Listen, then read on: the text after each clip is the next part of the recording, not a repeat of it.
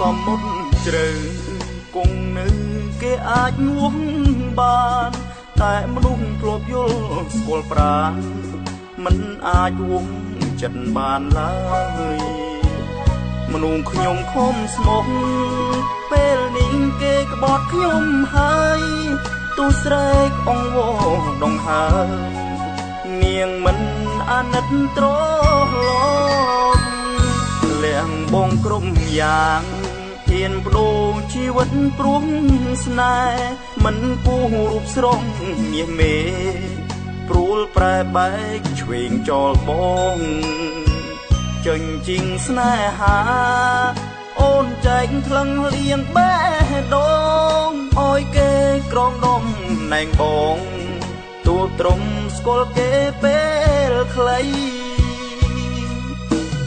នាងមានឯកតេងក្បត់ស្មោះដល់ស្លាប់មិនគប់ចិត្តស្រី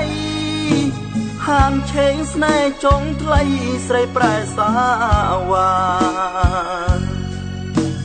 ធ្វើល្អប្រឹងគប់ចិត្តដូចអោយនាងរិតបានចិនដាហ៊ានលើកដៃប្រហាអរាភក្តី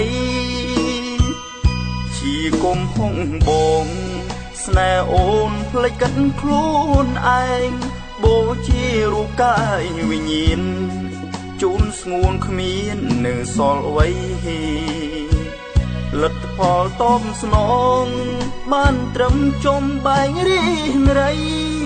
នងឃើញថ្មថាបិច្នៃចង់រៃស្នេហ៍ស្រីពងវែ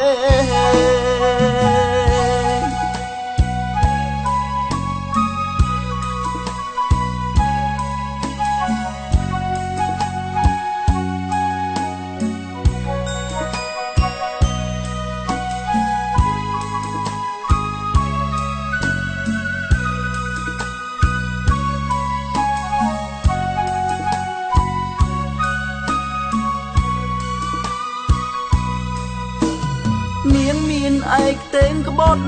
ស្មោះដល់ស្លាប់មិនគប់ចិត្តស្រីហាងឆេងស្នេហ៍ចុងថ្លៃស្រីប្រែសាវ៉ាធ្វើល្អប្រឹងគប់ចិត្តដូចអោយនាងរិតបានចិនដាហ៊ានលើកដៃប្រហាអរាភក្តីជាគុំហុងបងស្នេហ៍អូនភ្លេចកាត់ខ្លួនឯងបូជារូបកាយវិញ្ញាណជូនស្ងួនគ្មាននៅសល់អ្វីលទ្ធផលតបស្នងបានត្រឹមចំបែងរីរៃ